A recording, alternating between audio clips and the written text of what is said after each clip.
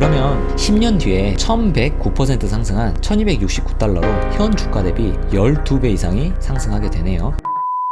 유니티는 2003년 대학 졸업장도 없었던 덴마크 20대 요아킴한테 니콜라스 프랜시스, 데이비드 헬가손 3명이 만든 게임 회사예요. 이들은 함께 모여 야심차게 구볼이라는 게임을 만들었는데요. 안타깝게도 세상은 큰 주목을 받지는 못했어요. 아쉬운 마음에 자신들이 게임을 만드는 과정에서 개발한 3D 엔진2를 공개했는데요. 이게 게임 개발자들에게 호평을 받으면서 지금의 유니티라는 게임 개발 소프트웨어의 모태가 됐어요. 그렇게 시작된 게임 개발 소프트웨어인 유니티는 지금까지 많은 발전이 있었는데요. 2021년 현재 전세계 PC, 콘솔, 모바일 게임에서 유니티로 개발한 게임이 차지하는 비율이 50%에 이른다고 해요. 더 대박인 건 전세계 수익 상위 1000개의 모바일 게임 중에서 유니티로 개발한 게임이 차지하는 비율이 53%라고 해요. 이렇게 유니티는 게임 개발 소프트웨어에서 독점적인 지위를 가지고 있어요.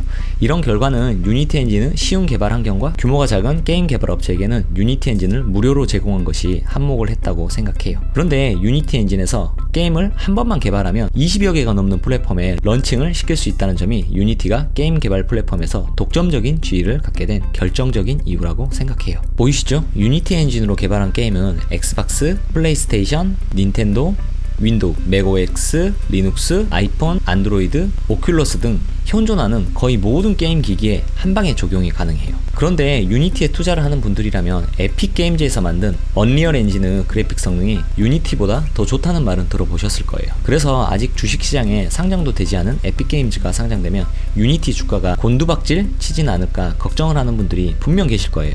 백문이 불여일견 두 엔진의 그래픽 성능을 직접 봐볼게요. 왼쪽이 언리얼 엔진으로 만든 그래픽이고 오른쪽이 유니티 엔진으로 만든 그래픽인데 솔직히 비교가 되시나요? 언리얼 엔진의 그래픽이 다들 좋다고 하니까 왼쪽이 조금은 더 쨍하고 좋은 것 같아 보이긴 하는데 그렇게 큰 차이는 아닌 것 같아요 라고 2년 전까지는 말했어요. 그런데 2020년 말에 에픽게임즈에서는 언리얼 5라는 말도 안 되는 거의 실사에 가까운 그래픽 개발 엔진을 공개하면서 다시 유니티와 격차가 저만치 벌어져 버렸어요. 보이시죠? 이 영상은 언리얼 엔진으로 만든 컴퓨터 그래픽이거든요. 실사가 아니에요.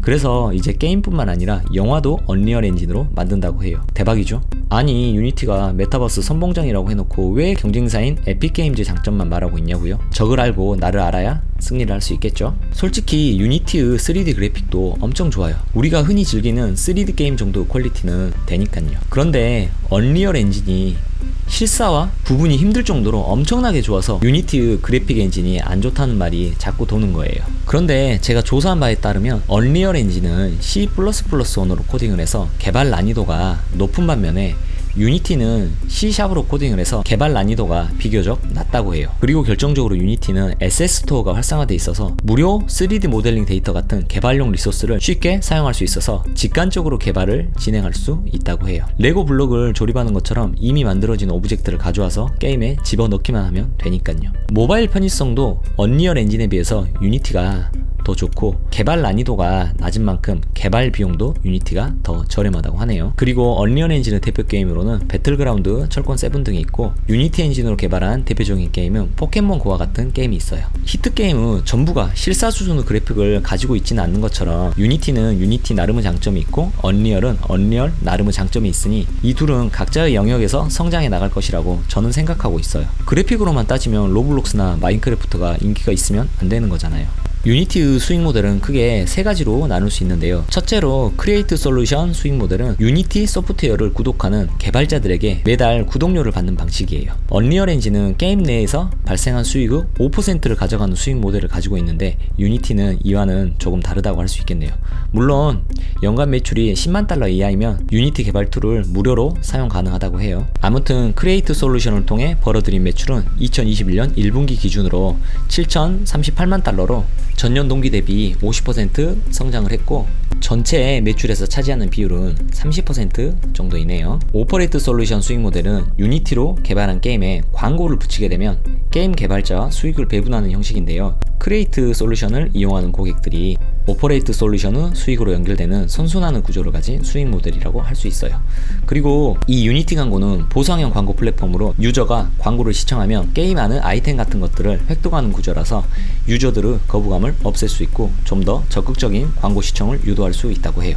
이런 오퍼레이트 솔루션 매출은 1억 1,465만 달러로 전년 동기 대비 40% 성장을 했고, 전체 매출에서 차지하는 비율은 62%로 유니티 매출에서 가장 큰 부분을 담당하고 있네요. 스트래티직 파트너십 앤 아더 수익 모델은 게임 개발사와 전략적 제휴를 맺어서 개발을 지원해주고, 그 게임이 상용화되면 게임 내에서 발생한 수익을 나누거나 유니티 에셋 스토어에서 3D 모델링 같은 개발용 리소스를 판매한 수입을 말하는데요.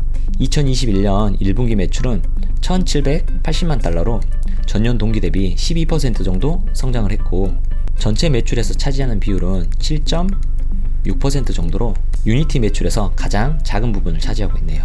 그래서 종합적으로 보면 2021년 1분기 전체 매출은 2억 3,477만 달러로 전년 동기 대비 40% 정도 성장을 했네요. 그리고 이런 매출은 미국 24%, 중화권 16%, 유럽과 아프리카에서 37%, 중국 쪽을 제외한 아시아권 19%, 캐나다 및 라틴 아메리카에서 4% 정도가 발생했는데요. 어느 한 국가의 편중된 매출보다는 이렇게 전 세계 각지에서 고루 발생하는 매출 구조가 굉장히 바람직해 보이네요.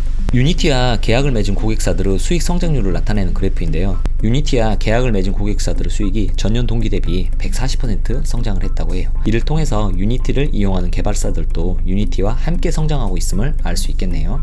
지금부터는 재무제표를 자세히 봐볼게요. 보시는 것처럼 지금까지 매출은 꾸준히 성장을 해왔어요. 전년 동기 대비로 바꿔서 보면 매 분기 매출은 평균 40% 이상 고성장을 해왔음을 알 수 있네요. 그런데 아직은 손익분기점을 넘지 못해서 영업이익은 계속해서 적자를 기록하고 있어요. 2021년 1분기에 1.1억 달러 정도 영업손실을 기록했네요. 손익계산서 각 항목이 레비뉴 대비 몇 %를 차지하는지도 잠깐 봐볼게요. 매출에서 매출을 발생시키기 위해서 필수적으로 필요한 비용이 코스트 오브 레비뉴를 뺀 값을 그로스 프로핏이라고 하는데요. 매출 대비 그로스 프로핏이 높으면 높을수록 이익의 질이 좋다는 말이에요. 이번 분기 유니티의 그로스 프로핏은 76.16%를 차지하고 있네요.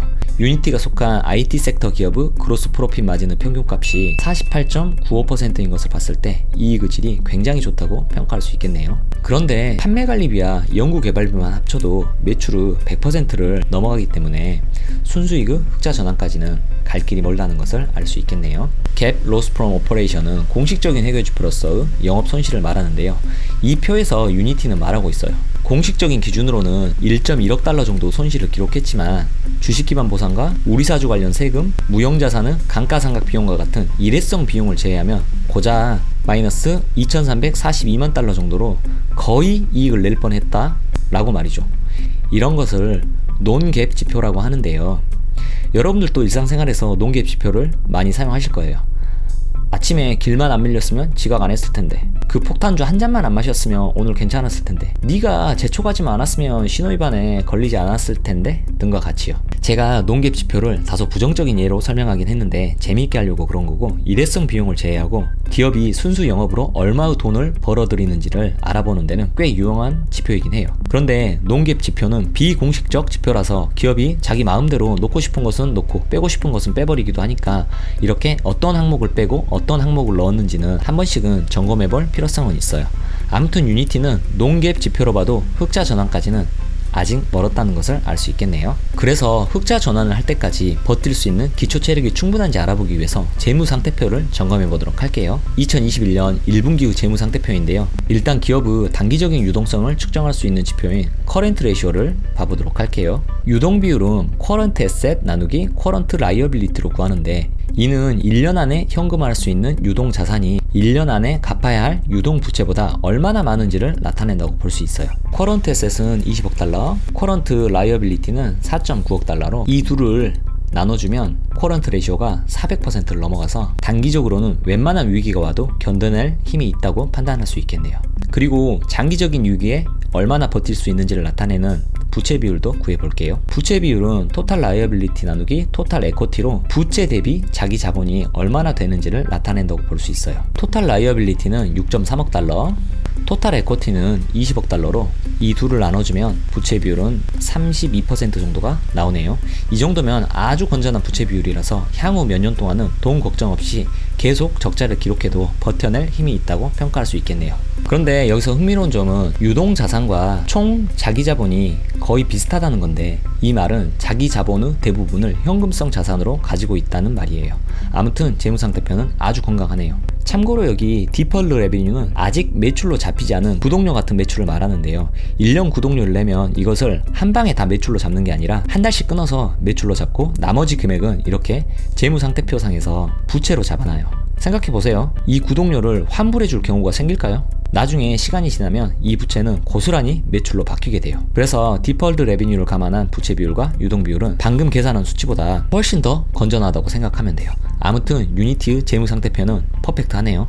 주가가 기업이 벌어들이는 수익에 비해서 몇 배의 프리미엄이 붙어서 거래되는지를 나타내는 밸류에이션도 잠깐 점검해보고 갈게요.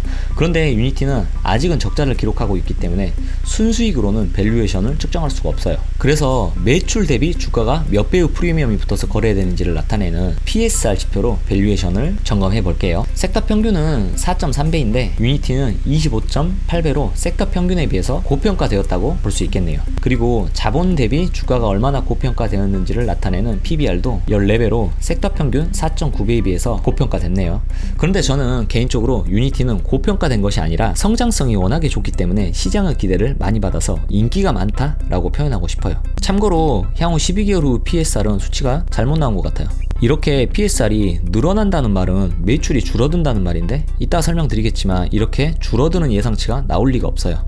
참고해주세요. 유니티 같은 성장주의 예상 주가를 계산하기 위해서는 먼저 PSR은 주가 나누기 RPS라는 것을 알아야 하는데요. 여기서 RPS는 매출 나누기 주식수로 구하는 한 주당 얼마의 매출을 발생시키는지를 나타내는 지표예요. 주당 순수익인 EPS와 같은 개념이라고 생각하시면 돼요. 아무튼 그래서 RPS는 현재의 주가가 한 주당 벌어들이는 매출에 비해서 몇 배의 프리미엄이 붙어서 거래되는지를 나타내는 지표라고 할 수 있어요. 따라서 주가는 RPS 곱하기 PSR이라는 공식이 성립하게 돼요. 그래서 우리는 예상 RPS와 미래의 PSR 프리미엄을 예상해서 이 둘을 곱해준다면 예상 주가를 계산할 수 있는 거예요. 우리는 이제 유니티의 예상 RPS와 예상 PSR을 추측해 볼 건데요. RPS를 계산하기 위해서 컨센서스 예상 매출 자료를 보도록 할게요. 저는 최대한 보수적으로 계산하기 위해서 시킹알파의 컨센서스 자료와 핀박스 컨센서스 예측 자료 중에서 낮은 수치로 계산하도록 할게요. 그런데 둘 다 거의 비슷하긴 하네요.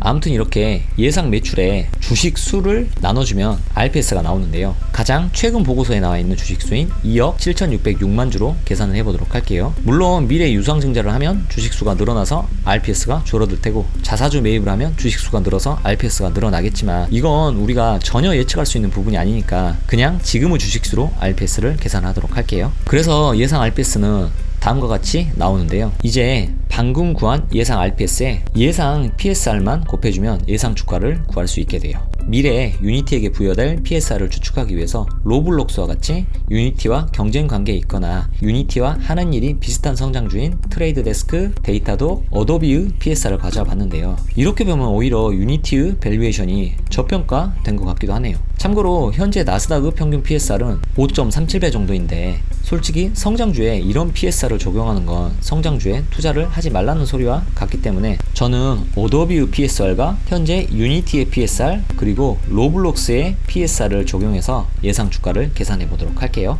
어도비의 PSR이 18.83을 적용해 계산해본 예상 주가인데요. 이 말은 현재의 주가가 20% 정도 폭락하는 정도의 프리미엄을 향후 부여받는다는 소리예요. 그럼에도 5년 뒤에는 235.38달러로 124% 상승해 주가가 2배 이상 올라가게 되고, 10년 뒤에는 594달러로 446% 상승해 주가가 5배 이상 올라가게 되네요. 이게 바로 장기 투자를 해야 하는 이유인 것 같아요. 만약에 지금과 같은 PSR을 계속해서 부여를 받는다면 2026년에는 208% 상승한 323.5달러로 주가는 3배 이상 올라가게 되고, 2030년에는 667% 상승한 816.51달러로 주가는 7배 이상 올라가게 되네요. 유니티의 주주로서 희망사항이기도 한데요. 저는 충분히 가능한 시나리오라고 생각하고 있어요. 마지막으로 로블록스와 같은 40배의 PSR을 적용받는 경우인데요. 솔직히 실현 가능성은 조금 낮지만 희망 회로를 돌려서 계산을 해보도록 할게요. 그러면 10년 뒤에 1109% 상승한 1269달러로 현 주가 대비 12배 이상이 상승하게 되네요. 마지막으로 전문가들의 의견도 살펴보고 마치도록 할게요. 마켓비트 자료에 따르면 총 12명의 월스트리트 애널리스트들이 유니티를 평가했는데 그중 10명은 바이 레이팅, 1명은 홀드 레이팅, 1명은 셀 레이팅을 부여했네요. 그리고 1년 후 목표 주가를 현 주가 대비 21% 상승한 127달러로 제시를 했네요. 이건 최대 170달러에서 최소 90달러까지 12명의 애널리스트들이 제시한 목표 주가의 평균값이에요. 그리고 6개월 전부터 목표 주가가 꾸준히 올라가고 있음을 알 수 있네요. 팀랭스 자료에 따르면 총 7명의 애널리스트들이 유니티를 평가했는데 그중 6명은 바이 레이팅, 1명은 홀드 레이팅을 부여했네요. 그리고 목표 주가는 마켓비트와 똑같은 127달러를 제시했네요. 오늘은 이렇게 유니티에 대해서 알아보았는데요. 제 영상이 도움이 되셨다면 좋아요와 구독 부탁드릴게요. 이상 함께하는 장기투자 채널 장기투였습니다.